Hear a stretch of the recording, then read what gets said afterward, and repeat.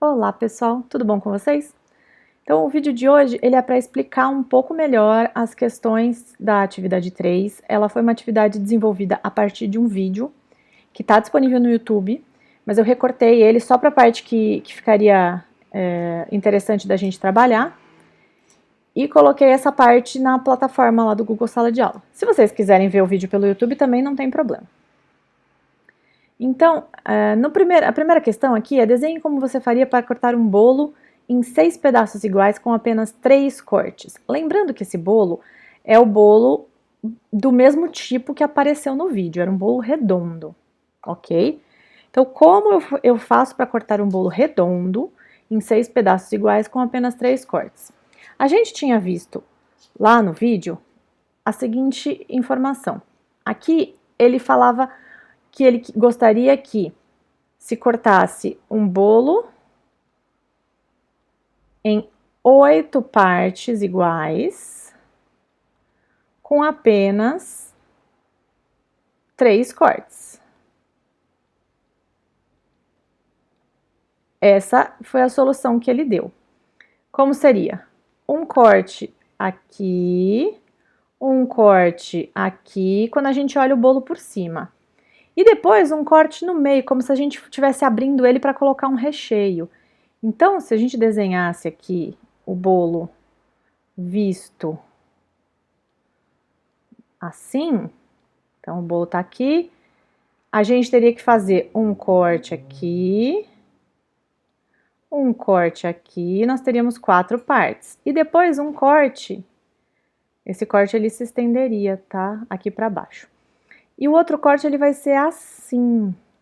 Então, quando eu corto ele aqui no meio como se fosse rechear, eu obtenho 4 partes em cima mais 4 embaixo, que é o que mostra essa figura. Então, como que eu faria? A minha primeira pergunta seria: como que eu faria para cortar agora um bolo redondo também em 6 pedaços iguais, só que com também apenas 3 cortes? Então eu queria que vocês pensassem. Claro que, como a gente já viu aqui no exemplo, você cortar no sentido de abrir ele para colocar um recheio é uma ferramenta interessante, é um outro ponto de vista de corte. Então pensem nisso. E aqui lembrem que vocês não precisam fazer um único corte aqui, vocês podem fazer quantos vocês acharem que deve. Então pensem a posição dos cortes para que a gente tenha um bolo agora com 6 pedaços e apenas 3 cortes, ok? Então, essa é a intenção da primeira atividade, tá? Agora vamos para a segunda atividade.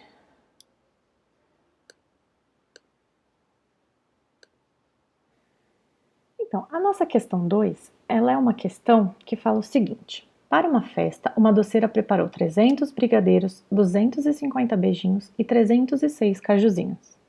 Esses doces serão servidos em pequenas caixinhas.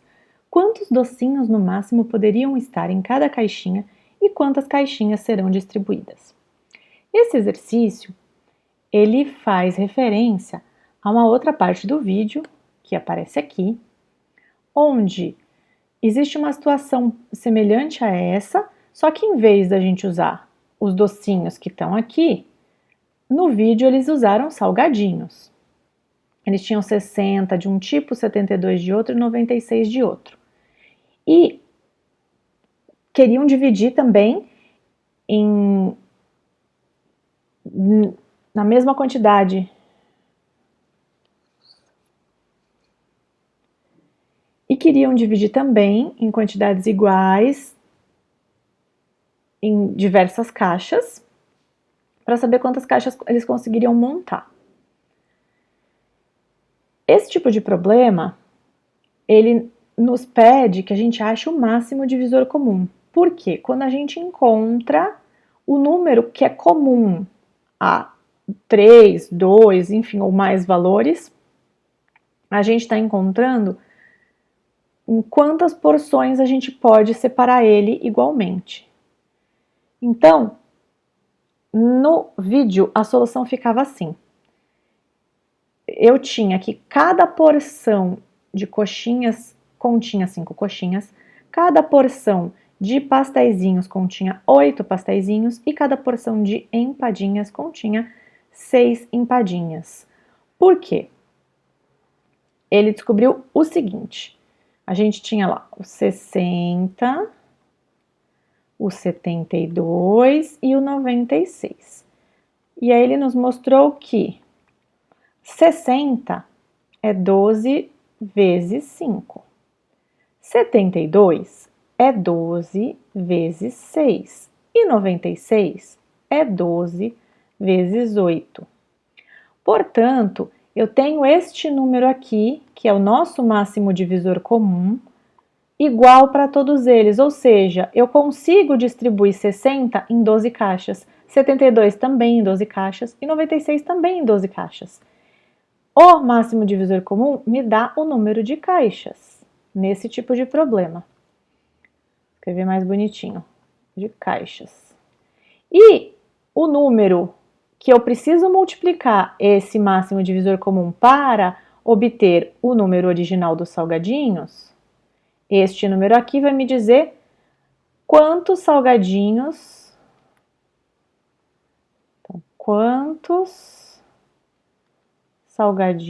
vou escrever só salgados, tá? Salgados tem em cada porção. E aqui, uma porção por caixa. Então, a minha porção de 5 salgadinhos vai para uma das caixas. Outra porção de 5 salgadinhos para outra caixa. Tá? Então, essa mesma ideia, vocês podem até rever o vídeo para ver como eles calculam, mas essa mesma ideia vale aqui. Só que aqui eu tenho 300 brigadeiros, 250 beijinhos e 306 cajuzinhos, ok? Mesmo raciocínio, mesmo tipo de conta, mudando um pouco o contexto. Eu quero saber quantos docinhos vão estar em cada caixinha, essa parte aqui, e quantas caixinhas, que é o nosso MDC. Ok? Então, esse aqui é o exercício 2.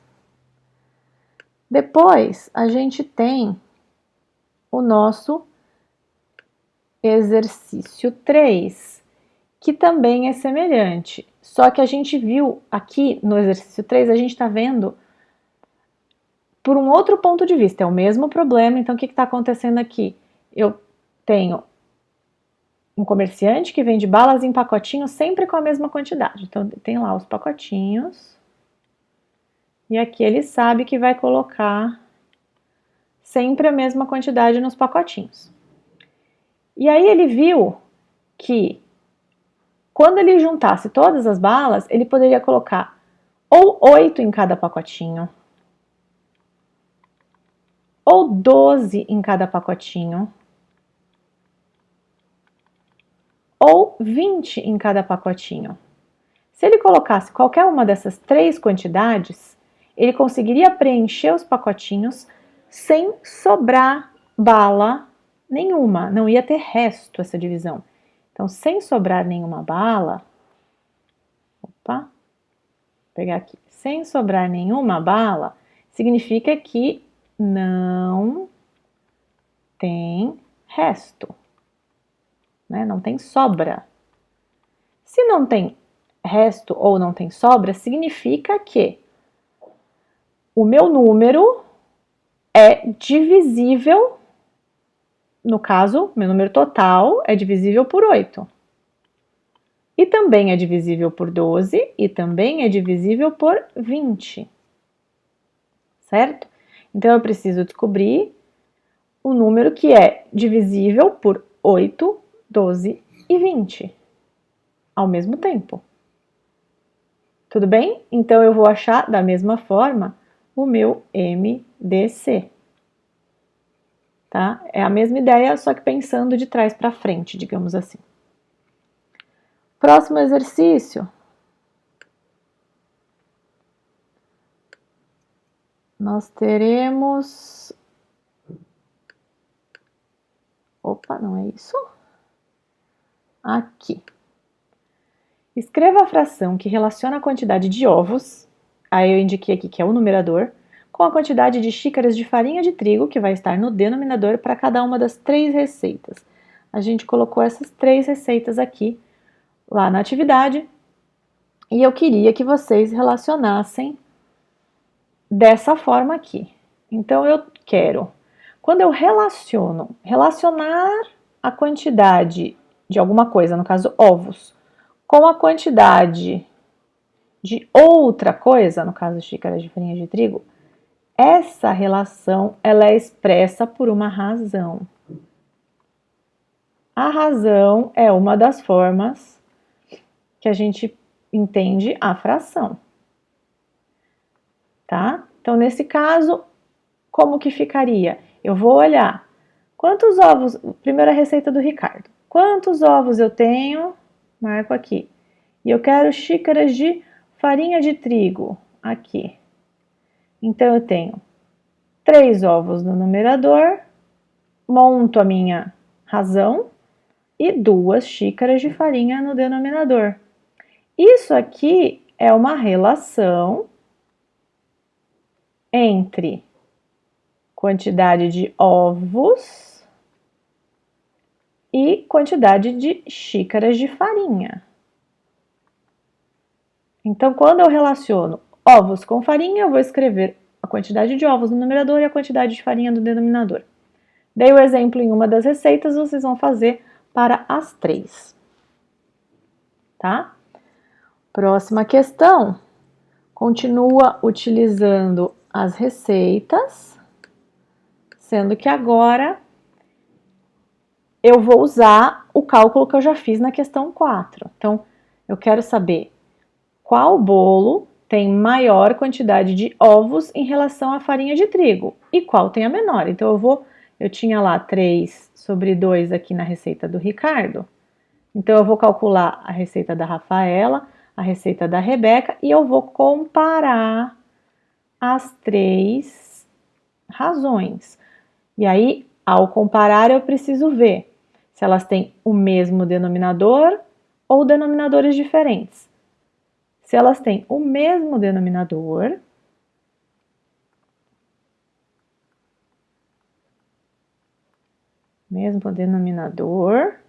então eu só vou precisar olhar para o numerador. O que me importa vai ser o numerador. Quem for maior é maior. Se elas tiverem denominadores diferentes,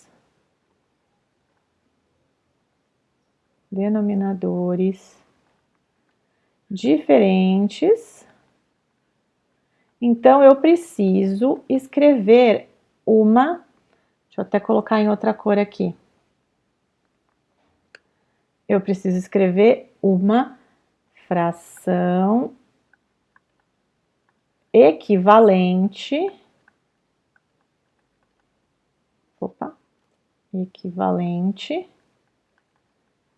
de modo que as duas tenham o mesmo denominador. Então, com o mesmo denominador. Ok? Próxima questão. Então, eu só estou dando indicações de como fazer, tá? Próxima questão.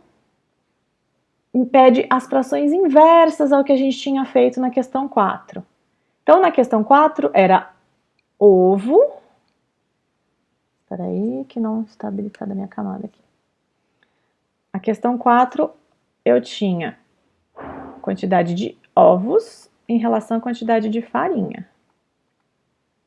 Essa aqui era a questão 4. Agora, na questão 6, eu vou querer farinha em relação à quantidade de ovos. Então, identificar os números e colocar cada um na sua posição devida, tá? Depois disso,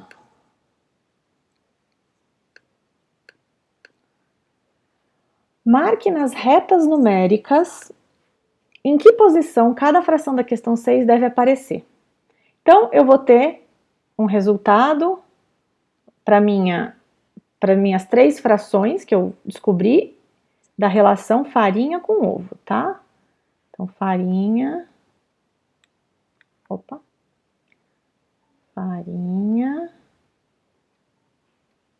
com ovos, né? Que é mais de um. E aí eu vou ter uma quantidade. Vou fazer um exemplo aqui que não corresponde ao que tá na receita, é só para mostrar. Então, supondo que seja... É que aqui, na verdade, eu já dividi o número na quantidade que deveria. Então, o que acontece? Eu pegar o meu inteiro entre 0 e 1 e dividir em 4 partes, significa que o meu denominador aqui vai ser 4. E aí, quantas partes tem? Vamos supor que seja 3. Então, eu vou olhar aqui. Daqui até aqui, se eu tenho dividido em 4 partes, aqui vale 1/4. Então, esse pedaço todo aqui, não ficou muito bom. Aqui vale 1/4. Essa outra parte aqui também vale 1/4. Então, nesse ponto aqui, eu já tenho 2/4. Aí, eu tenho mais 1/4 aqui, ou seja, 3/4.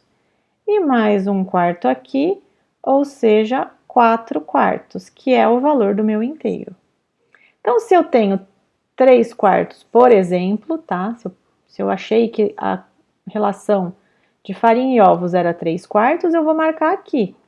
Nesta posição está a fração que representa farinha com ovos, que é o que está na questão 6 na receita da Rebeca. Percebam que aqui a receita da Rafaela está dividida em... A gente não conta os tracinhos, tá? A gente conta os espaços. Então, eu tenho um espaço aqui, 2 espaços, 3, 4, 5. Ou seja, eu dividi este inteiro em 5 partes. Portanto, eu tenho uma parte das 5 que eu fui dividir. Aqui, ó, eu tô na segunda parte dos 5 que eu dividi. Então, esses tracinhos correspondem a estes valores. Tudo bem? Para a questão do Ricardo, a mesma coisa. Aqui, no caso, são 1, 2, 3 partes. E aí, cada um dos tracinhos, esse vai ser o primeiro terço. Esse aqui vai ser o segundo terço. E o terceiro terço sempre vai estar aqui no 1, porque 3 terços é a mesma coisa que 1 inteiro. Da mesma forma como 5 quintos é 1 inteiro e 4/4 é 1 inteiro. Tá bom? Então, essa é a nossa questão 7. E, por fim, a questão 8 vai perguntar qual bolo tem a maior quantidade de farinha de trigo. Então, eu tenho que pensar aqui em quem ele está falando primeiro, maior quantidade de farinha de trigo em relação à quantidade de ovos. Então, eu vou olhar para quem tem mais farinha no numerador em relação a ovos no denominador. A gente já tinha calculado nos outros exercícios, nas outras questões, quanto era essa quantidade em cada uma das receitas. E aí eu vou comparar. Novamente, comparação de frações. Nesse caso aqui, ele é com denominadores diferentes.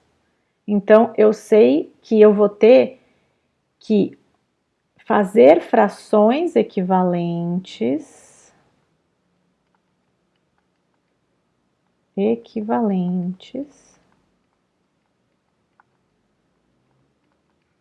para descobrir quem é maior. E agora você pode me perguntar assim, tá, mas como que eu acho uma fração equivalente? Então, eu vou dar um exemplo aqui rapidamente. No vídeo ele fala isso também, tá? Mas eu vou dar um breve exemplo para a gente ter uma noção aqui mais rápida. Eu vou tirar as receitas e aí a gente vai fazer o seguinte. Vamos supor que a gente tenha 3/7 e 1/5. Essas são as minhas duas razões de quantidade lá de farinha e ovos, tá? Essa vai ser a primeira e essa vai ser a segunda. como que eu vou estabelecer frações equivalentes para poder comparar essas duas razões. Então, a ideia da fração equivalente, ela vai ser, se eu tenho 3/7, uma fração equivalente seria eu multiplicar o numerador e o denominador por um mesmo número, que, por exemplo, pode ser 2. Isso aqui é a mesma coisa que 6/14. Multipliquei 3 vezes 2, 6, 7 vezes 2, 14. Essa fração, 3/7, é equivalente a 6/14. E eu posso multiplicar por qualquer número, desde que no numerador e no denominador sejam iguais, né? Tem que ter o mesmo valor. E aí, como que eu vou descobrir qual vai ser? Porque eu tenho que chegar num denominador igual para as duas, tá? Um jeito bem rápido e fácil é você pensar assim, tá, se eu escolher, eu vou procurar a fração equivalente dos 3/7, né? Ainda estou aqui. Vou fazer uma outra aqui. Todas elas são sempre equivalentes. Se eu pensar que eu quero transformar para denominadores iguais, vamos usar o número do denominador da outra fração que está aqui para multiplicar a primeira. E depois eu faço o contrário. Quando eu for transformar a segunda, eu multiplico pelo número da primeira. Então, o que seria aqui? Vou fazer de novo aqui. 3/7. Se eu multiplicar por 5, eu vou ter 15/35. Então, eu usei o 5, que é o denominador dessa, para multiplicar numerador e denominador dessa. E agora, eu vou transformar 1/5 numa fração equivalente também, escolhendo agora o 7 para multiplicar por essa.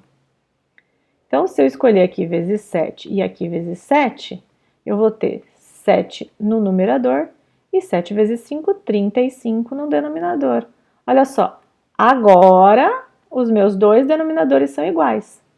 E eu vou comparar quem? O numerador. Essa vale 7/35 e essa daqui está valendo 15/35. Então, qual das duas é maior, 7 ou 15? Então, vai ser o 15. O ladinho com a parte mais aberta é o lado que aponta para o maior. Tá? E é assim que a gente compara. Então, eu sei que a fração, isso aqui vale 3/7, tá? São equivalentes. Então, eu sei que a fração 3/7, ela é maior do que a fração 1/5. E é assim que a gente compara quando os denominadores são diferentes. Certo? Então, você vai calcular isso para as 3, e aí você vai ver qual que é o menor de todos, qual que é o maior de todos. Lembrando que aí a gente tem que escolher não de 2 em 2, a gente vai escolher de 3 em 3. Então, qual vai ser o número? Vamos supor que aqui eu tivesse 1/8. O que eu teria que fazer? Eu não vou conseguir escolher só o 5 para multiplicar por 7, eu tenho que escolher o 5 e o 8. Então, eu faço uma multiplicação. 5 e 8, eu quero os dois, tá? Então, se eu quero os dois, eu multiplico. E aí, que número eu vou escolher? 5 e 8 vai ser 5 vezes 8, que vai dar 40. Então, eu vou multiplicar o 40 por 7, tá? E aí, na hora que eu vou fazer a mudança do 5, eu vou pegar os dois que sobraram, 7 e 8. Multiplico o 7 com o 8. Quando eu for fazer a mudança do 8, eu vou multiplicar o 7 com o 5. E aí, eu vou ter 35, e aí aqui vai ser 35 vezes 8. Tá bom? Eu espero que isso tenha ajudado. Qualquer dúvida, vocês podem entrar em contato de novo, tá? Então, até a próxima.